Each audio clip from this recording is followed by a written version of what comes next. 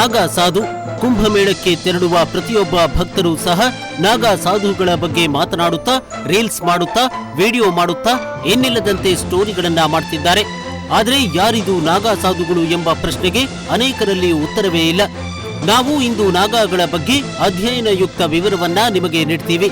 ಅಂದ ಹಾಗೆ ಈ ನಾಗಾ ಸಾಧು ಎಂಬ ಹೆಸರು ಹೇಗೆ ಬಂತು? ಅವರೇನಾದ್ರೂ ಹಾವುಗಳನ್ನ ಆರಾಧಿಸ್ತಾರಾ ಅಥವಾ ನಾಗಾರಾಧನೆ ಮಾಡ್ತಾರಾ? ಹೀಗೆಲ್ಲ ಅನೇಕ ಪ್ರಶ್ನೆಗಳು ಎದುರಾಗಿದ್ದುಂಟು.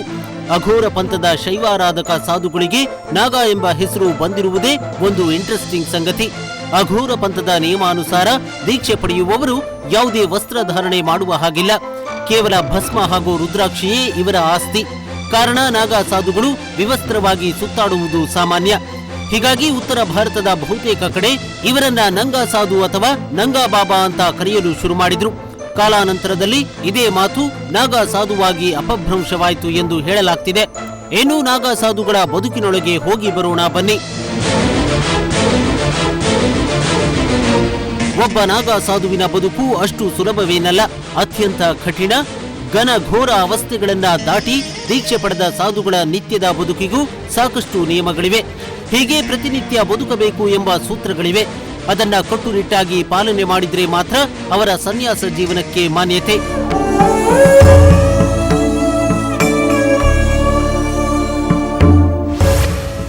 ನಿಯಮ 1, ಸಂಪೂರ್ಣ ತಪಸ್ಸು ಮತ್ತು ಬ್ರಹ್ಮಚರ್ಯ ಪಾಲನೆ. ನಾಗಾ ಸಾಧುಗಳು ದೀಕ್ಷೆ ಪಡೆಯುವ ಸಂದರ್ಭದಲ್ಲಿ ಗುರುಮಂತ್ರವನ್ನ ನೀಡಲಾಗುತ್ತೆ. ತಪೋನಿಷ್ಠರಾಗಿ ಆ ಮಂತ್ರವನ್ನೇ ಪ್ರತಿನಿತ್ಯ ಜಪಾನುಷ್ಠಾನ ಮಾಡಬೇಕು.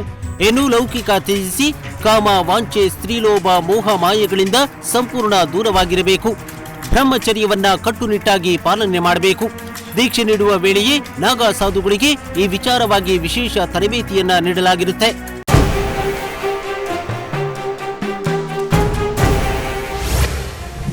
ನಿಯಮ 2, ಭಗವಂತ, ಭಕ್ತ ಮತ್ತು ದೇಶ ಎಂಬ ತತ್ವ.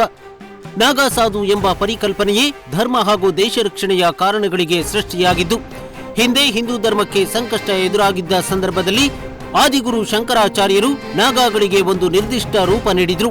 ಅದರಂತೆ ಈಗಲೂ ಸಹ ನಾಗಾ ದೀಕ್ಷೆ ಪಡೆದ ಬಳಿಕ ಭಗವಂತ, ಭಕ್ತ ಅಂದರೆ ಜನ ಹಾಗೂ ದೇಶದ ರಕ್ಷಣೆ ವಿಚಾರದಲ್ಲಿ ಕಟಿಬದ್ಧನಾಗಿರಬೇಕು ಎಂಬ ನಿಯಮವಿದೆ.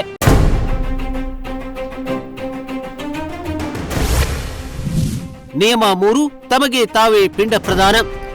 ಸನ್ಯಾಸತ್ವದಲ್ಲಿ ಕುಟುಂಬ ವ್ಯವಸ್ಥೆಗೆ ಯಾವುದೇ ರೀತಿಯ ಮಹತ್ವವಿಲ್ಲ.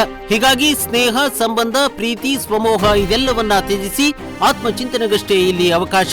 ಹೀಗಾಗಿ ನಾಗಾ ಸಾಧುಗಳು ದೀಕ್ಷೆಯ ಸಂದರ್ಭದಲ್ಲಿ ತಮಗೆ ತಾವೇ ಪಿಂಡ ಬಿಡಬೇಕು. ಈ ಜನ್ಮ ಅಂತ್ಯವಾಗಿ ಹೊಸದೊಂದು ಬದುಕು ಆರಂಭ ಎಂಬುದರ ಸಂಕೇತ ಇದು. ಹೀಗೆ ಹೊಸ ರೂಪ ಪಡೆದ ಶಿಷ್ಯನಿಗೆ ಗುರು ಹೊಸದೊಂದು ಹೆಸರು ಹಾಗೂ ಗುರುತು ನೀಡುತ್ತಾರೆ. ನಿಯಮ 4, ನಿರ್ವಸ್ತ್ರ, ನೆಲದ ಮೇಲೆ ನಿದ್ರೆ ಮತ್ತು ದಿನಕ್ಕೊಮ್ಮೆ ಊಟ. ನಾಗಾ ಸಾಧು ಒಮ್ಮೆ ದೀಕ್ಷೆ ಪಡೆದ ಬಳಿಕ ಯಾವುದೇ ಬಟ್ಟೆ ತೊಡುವಂತೆ ಇಲ್ಲ. ಕೇವಲ ರುದ್ರಾಕ್ಷಿಯಷ್ಟೇ ಆತನ ಆಭರಣವಾಗಿರುತ್ತೆ. ತೀರ ಸಂಕಷ್ಟದ ಸಂದರ್ಭದಲ್ಲಿ ಕೇಸರಿ ವಸ್ತ್ರವನ್ನ ಸೊಂಟದಿಂದ ಮೊಣಕಾಲಿನ ಮೇಲ್ಭಾಗದ ತನಕವಷ್ಟೇ ಧಾರಣೆ ಮಾಡಬಹುದು. ಹಾಸಿಗೆ, ಸುಪ್ಪತ್ತಿಗೆಗಳ ಮೇಲೆ ಯಾವುದೇ ಕಾರಣಕ್ಕೂ ಮಲಗಬಾರದು. ಅವರದ್ದೇನಿದ್ರೂ ನೆಲದ ಮೇಲೆಯಷ್ಟೇ ನಿದ್ರೆ. ಇನ್ನು ನಾಗಾ ಸಾಧು 7 ಮನೆಗಳಲ್ಲಿ ಮಾತ್ರ ಭಿಕ್ಷೆ ಬೇಡಿ ದಿನಕ್ಕೆ ಒಮ್ಮೆ ಮಾತ್ರ ಸಾಧು ಊಟ ಮಾಡಬೇಕು.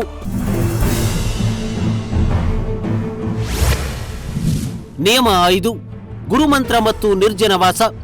ದೀಕ್ಷೆಯ ವೇಳೆಯೇ ಗುರುಮಂತ್ರವನ್ನ ಸಾಧುಗಳಿಗೆ ನೀಡಲಾಗುತ್ತೆ. ಜೀವನದ ಅಂತ್ಯದವರೆಗೂ ಗುರುಮಂತ್ರ ಸಾಕ್ಷಾತ್ಕಾರವೇ ಅವರ ಆಧ್ಯಾತ್ಮ ಸಾಧನೆಯಾಗಿರಬೇಕು. ಹಾಗೆ ಜನನಿಬಿಡ ಪ್ರದೇಶಗಳಲ್ಲಿ ನಾಗಾಗಳು ಬದುಕುವುದನ್ನ ಶಾಸ್ತ್ರ ನಿರ್ಬಂಧಿಸಿದೆ. ನಿರ್ಜನ ಪ್ರದೇಶಗಳಲ್ಲಿ ನಾಗಾಗಳು ನಿಯಮಬದ್ಧವಾಗಿ ತಪಾಚರಣೆಗಳ ಮೂಲಕ ಜೀವನ ನಡೆಸಬೇಕು. ಈ ಕಾರಣಕ್ಕಾಗಿಯೇ ಹಿಮಾಲಯದಂತಹ ಪರ್ವತ ಪ್ರದೇಶಗಳೇ ಸಾಧುಗಳ ವಾಸಸ್ಥಳವಾಗಿದೆ. ಇದು ನಾಗಾ ಸಾಧುಗಳ ನಿರ್ದಿಷ್ಟ ಜೀವನದ ನಿಯಮಗಳು. ಎಲ್ಲರೂ ಅಂದುಕೊಂಡಂತೆ ಮೈಮೇಲೆ ಬಟ್ಟೆ ಇಲ್ಲದೆ ಓಡಾಡೋ ಸ್ವಾಮೀಜಿಗಳು ಈಗ ನಾಗಾಗಳಲ್ಲ. ಅವರು ಸೈನಿಕರೂ ಹೌದು, ಸಂತರೂ ಹೌದು. ಅಂಥದ್ದೊಂದು ವಿಶೇಷ ಪದ್ಧತಿಯ ವಿವರವನ್ನ ಮುಂದಿನ ಸಂಚಿಕೆಯಲ್ಲಿ ನೀಡ್ತೀವಿ. ನಮಸ್ಕಾರ.